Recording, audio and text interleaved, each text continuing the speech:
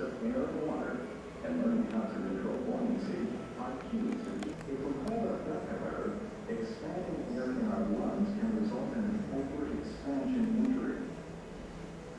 The result is ruptured lung tissue, which can allow air bubbles into the bloodstream or tissue spaces around lungs. Bubbles can block blood flow. This is called an air embolism. In the brain, this can produce stroke-like symptoms.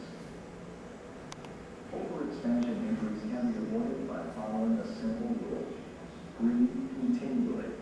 Never hold your breath. The underwater environment changes how we see, feel, hear, and move. The density of water has a buoyant effect that we can control to cover effortlessly. And